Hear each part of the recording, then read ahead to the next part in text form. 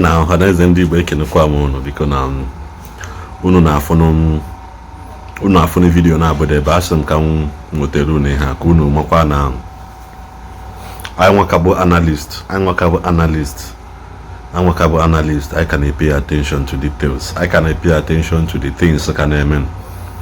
I can pay attention to the things in Nigeria. I pay attention to the things individually in some body section organization. So biko nu ga na ntị ka m kwuo ihe dị m n'obi n'ụtụtụ anụ amara m ebe ị nọ na-enweta ozi ebe ị nọ na-enweta ka barụ na-eshi ya ka gbakwana arụ na subscribe ị na-eshi ya na ka this message wee na-agakwa viral. Biko ihe ọbụla ị chọrọ ekwute ya na comment section, biko mee comment gị ka ọ dị brief. Joshua onye ọma Joshua kwugara okwu wee sị na ụmụ Israel na nke anụ wee bie na biko choose you this day the God whom you will serve, because now as for him and his family no ya serve the living God. O wee mee gị na wee bụrụ okwu wee bụrụ ụka. Nwanne anyị nwoke bụ onye ndu ndị Omenala bụ ụzọ eziokwu. O jere Abuja. I believe you people saw the massive crowd bịa welcome ya. O jere Abuja, jee Lagos, jee dị unu ya compare the crowd bịa welcome ya. At least I na-agwa gị crowd about 18 to 17 to 19 people trooped out in mass. Ebe welcome ya ma ndị na-akpọpeli ya moto. Ya kwa the same moto ahụ adị against a na-asị na ndị pastor ama ndị ji eze aka akpọpe moto. Ya kwa the same moto ahụ ka Daddy G.O. jeje na-emepe mgbe o jere Lagos na Abuja. So mana ọ bụrụ ihe mba ịbịa kwa asị m ka unu mara the crowd bịa welcome Daddy G.O. The crowd him himself dịkwa against. So kita nwanne anyị nwoke bụ Evangelist Ebuka Obi bụ nwoke Zion Ministry wee jekwa ndị same Abuja ahụ. Unu fozi crowd bịa welcome ya na mgbe nke. So onye nwa ka eji na-esi ka m bịa n'ụtụtụ ka m gwa unu sinu biko wee ne the two ka ị choose wisely. At least unu na-enecha the crowd bịa welcome unu ewelezi aka unu kpọọ result na ya like n'anya ka unu ma na ejuhụla atụ ile ọnwụ, because asịrọ m na message nwanne anyị nwoke bụ Daddy G.O. na-preach na ọ na-aba mana ka njukene ga ajụjụ, you as a follower Daddy G.O., how many of you can enter plane from Port Harcourt to Lagos, from Abuja to Igbo wee jeje ga teaching ya? Achọrọ m ịkpa afa ka mkpa afa nwee ka ọ ya dị. All these people na-aba mba online, how many of you abanwe plane from ebe your location je going and coming back without Daddy G.O. ma na-ebịa? Because na ndị niile bịa program Evangelist Ebuka ngwa gị, a lot of them bịa na nwoke ma amara na ha bịa.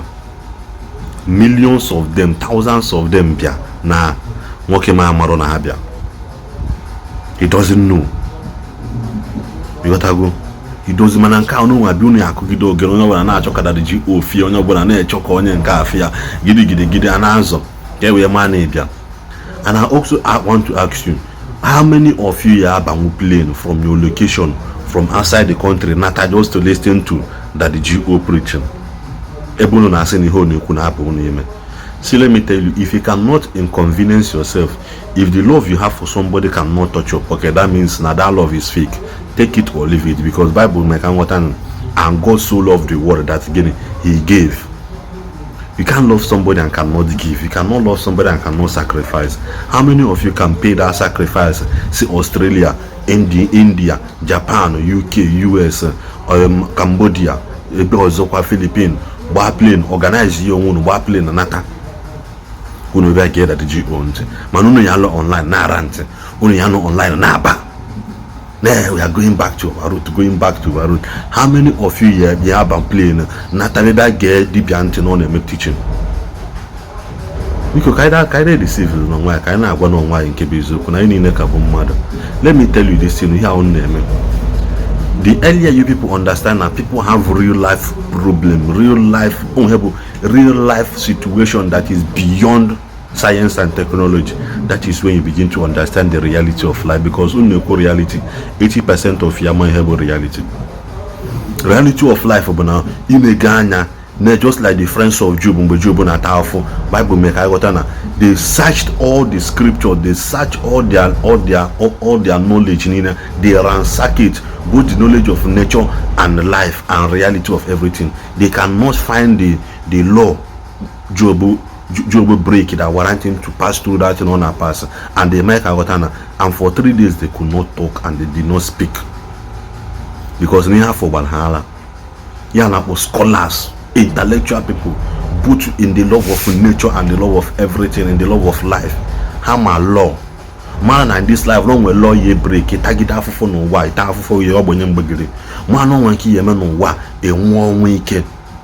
The same thing when you Job see a Job because God and die, all the same thing now do to Job be a banner check it na and hala. That is when you begin to realize that name a reality.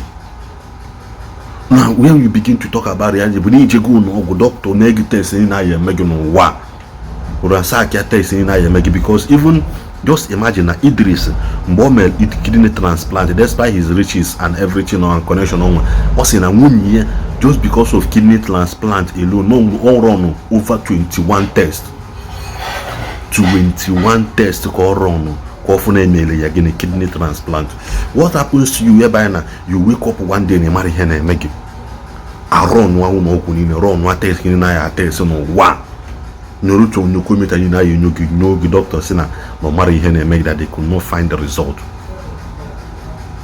This is Nka Emana Nka Agafe go the knowledge between his education Ninoga. What happens in that situation? That is when you begin to know that reality a hit here na mother.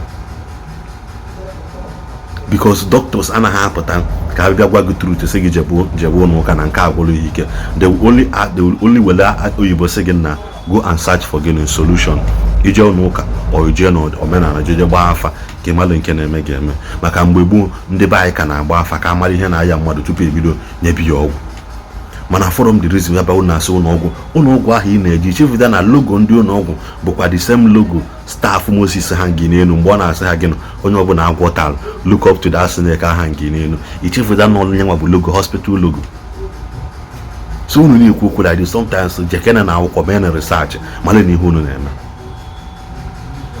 So one night walk Evangelist Ebuka Obi jela Abuja, compare the crowd no na Abuja, compare the crowd we have welcome at the GO, Emalize and key use. So because again, before you make on new choose again wisely, because na again you are born in you. One night walk Evangelist Ebuka Obi is still getting winning. And Jesus is still in the midst of healing people, delivering people. Now make him matter a situation beyond human control. Because this earth I believe is governed and ruled by forces beyond our imagination, are governed and ruled by forces and spiritual powers. More than half one. Because Bible make I water why men are sleeping. The evil came to sow a bad seed. Bikono do.